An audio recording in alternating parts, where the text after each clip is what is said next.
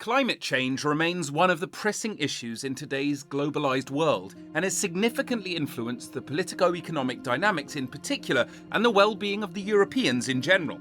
There's been overwhelming consensus among scientists regarding the notion that human behaviours such as the production and consumption of fossil fuels and the destruction of the forests have released enormous quantities of atmospheric greenhouse gases by raising the global average temperature by more than 1 degree Celsius since the late 19th century. Some of the devastating effects of warming temperatures on the global ecosystem encompass rising sea levels, retreating glaciers, coupled with increasingly widespread and extreme heat waves, floodings, and cyclones. Such issues have resulted in political and economic instability, as well as major risks to the environment. According to the European Environment Agency, average land temperatures in Europe have significantly increased from 1.94 to 1.99 degrees Celsius between 2012 and 2021 in comparison to pre-industrial periods. The European Union has been recognised as the fourth highest greenhouse gas emitter in 2019, which accounted for roughly 7.3% of total emissions worldwide. The top 5 greenhouse gas emitters within the European Union were France, Italy, Germany, Spain and Poland. As per the statistics released by the European Parliament, energy sector was primarily responsible for greenhouse gas emissions with 77.01%, followed by industry with a value of roughly 9.1%, agriculture with 10.55% and the waste sector with 3.32%. CO2 accounted for about 80% of the total greenhouse gas emissions in the EU in 2021, followed by methane at 12%. The transportation sector is mainly responsible for the EU's overall CO2 emissions, with approximately 30% of road transportation contributing to 72% of overall emissions. Keeping in view these challenges, the leadership of the European Union highlighted the urgent requirement for actionable measures. The European Green Deal was introduced in 2019 as a comprehensive plan with the focused objective of making the economy of all the European Union environmentally conscious by 2050. Moreover, it is also important to ensure the implementation of laws and regulations in order to prevent and safeguard the effects of climate change. The EU has put in place a number of legislations which includes the Renewable Energy Directive and the Emissions Trading System ETS to lower greenhouse gas emissions. These policies have been implemented with the vision to minimise the consequences of climate change, in addition to enhancing the prospects for new businesses in the green sector, such as the development of sustainable infrastructure and renewable energy. It is important to highlight the devastating impacts of climate change on the European economic system. As per the figures released by the EEA, a substantial sum of €59.4 billion worth of assets was lost in 2021, whereas €52.3 billion worth of assets were lost in 2022 due to climate-related challenges. Floods accounted for roughly 43% of the total losses, whereas storms, including lightning and hail, accounted for 29%. Heat waves caused around 20% of total losses, and the remaining 8% were caused by droughts, forest fires, and cold waves together. Furthermore, a statistical analysis of a 30-year moving average reveals that economic losses increased over the years.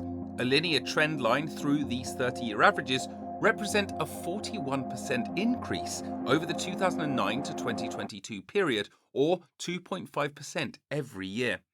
An EU-funded report on climate change titled The Economic Cost of Climate Change in Europe, Synthesis Report on State of Knowledge and Key Research Gaps, highlighted that climate change impacts on tourism could lead to GDP losses of 1.2% by 2050 in the Mediterranean region, with potential GDP falling of 2% by 2050 and 3 to 6% by 2100 in Greece due to deteriorating impacts on tourism.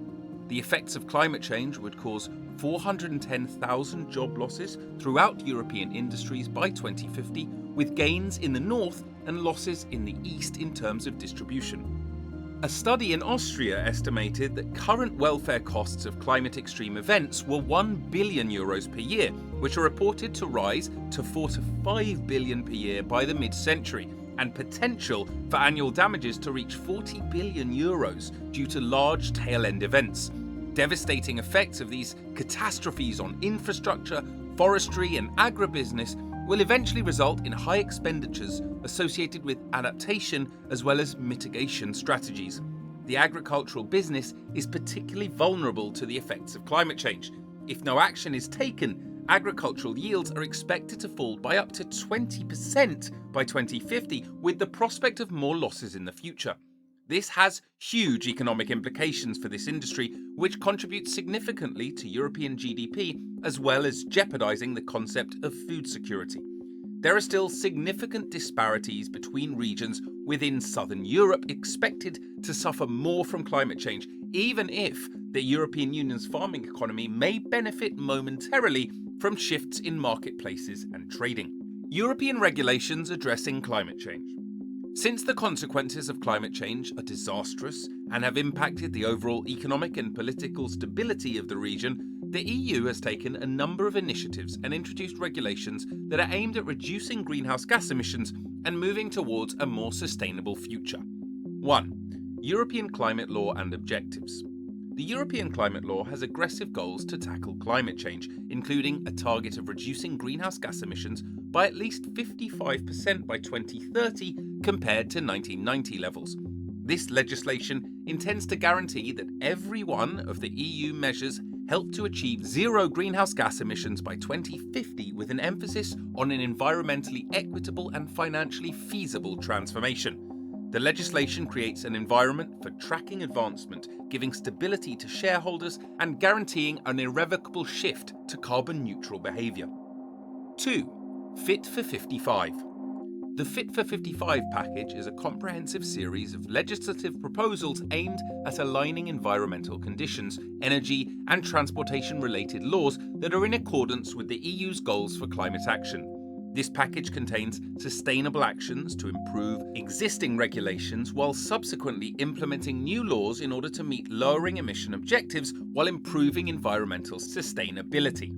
The Fit for 55 programme includes revisions relating to the EU's emissions trading system, attempts to reduce emissions from transportation, as well as steps to improve the effectiveness of energy efficiency and alternative sources of energy. The ETS will be revised in order to raise the average annual amount of reductions in emission from 2.2 to 4.2%, while continuing to reduce the aggregate emission cap. This entails creating a different ETS for housing and road transportation, as well as extending the ETS to incorporate certain emissions from maritime vessels. Moreover, the Energy Efficiency Directive is being revised to establish new 2030 objectives for definitive consumption of 36% and primary electrical consumption of 39%. Additionally, the public sector is required to refurbish 3% of its properties each year. The Energy Taxation Directive has been amended to better match energy product taxes with the European Union policies regarding climate change and energy. Sustainable technologies are being promoted, while old concessions and reduced prices that stimulate the utilisation of fossil fuels are being eliminated. 3. Efforts in boosting renewable energies and energy efficiency.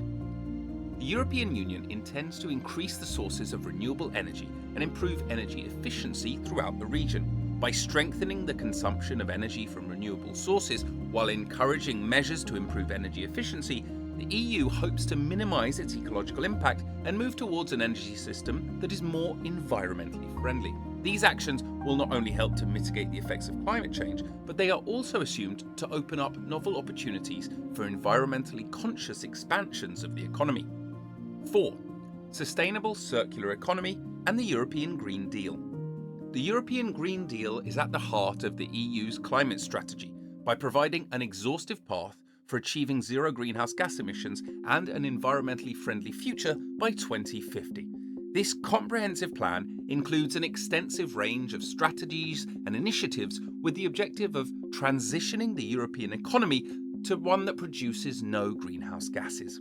One of its projects encompasses planting 3 billion trees throughout European states by 2030. The Green Deal's core objectives encompass transitioning to a carbon-free financial system, supporting environmentally friendly agricultural behaviours, and developing a system of circular economy that reduces consumption while enhancing the effectiveness of resources. Although the European states have adhered to the European Green Deal, a massive financing of €1 trillion is required to transform the European economic system and attain the objectives of climate neutrality by 2050. Moreover, a systematic transition in the energy and transportation sector is required in order to implement the Green Deal, which seems difficult for the European states, at least at present. Full implementation of the Green Deal needs approval from the general public, which is expected to be hampered by increasing prices for consumers and possible divisiveness in society. Policies implemented by the governments have a huge influence on the lives of people because they promote an environment that becomes more resilient to environmental hazards and sustainability. The primary objectives of these regulations aim to safeguard the safety and health of the public, promote sustainability while mitigating the effects of rising temperatures. Policies have a variety of beneficial impacts on the lives of people, including healthier lifestyle, a healthier environment, and job opportunities in environmentally friendly enterprises. Some of the examples of regulations implemented in different states of the European Union are highlighted as follows. 1. A law that directly affects Austrian citizens would be the EU's environmentally friendly financing rule, which attempts to balance ecological issues with financial development. 2. One EU regulation on sound emissions that may directly and immediately apply in Belgium is the law that establishes requirements for reducing noise from airports and industrial sites. 3. Bulgaria has adopted European Union rules on water quality assessment and management, which is critical for its water resources.